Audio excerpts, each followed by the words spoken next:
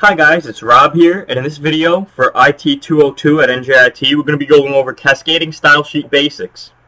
So, as you may gather, CSS stands for cascading style sheets, and styling can be added to an HTML elements in three ways. Inline is using a style attribute in HTML elements, so in the element specifically. Internal means embedding style tags within the HTML head section and putting all of your CSS code there.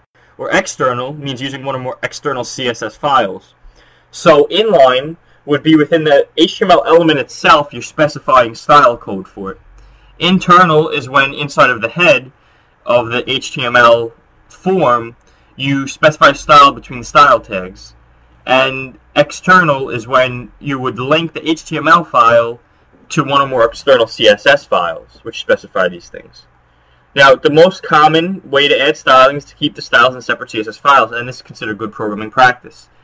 But we're using okay, so this I actually got from, I think it was W3 Schools. So that's why it says in this tutorial we're using this, just don't pay attention to that. This element is an HTML element name, the property CSS property.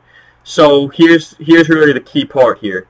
We have the element that you're referencing, property colon value, property colon value. Right? Now a hashtag is used for a single element, and a dot is used for a class of elements. So keep that in mind. Now with inline styling, it's useful for applying unique style to a single HTML element. Inline styling uses the style attribute, so you would just do style equals within the tag itself for the element.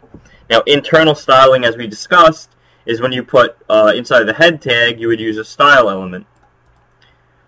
And external styling is when we link up the HTML code with the CSS code. So we keep them in two separate files, but reference CSS in the HTML. And we've come to the end of our tutorial, because in the next tutorial we're going to discuss JavaScript. Thanks guys, please don't forget to like and subscribe, and see you in the next tutorial.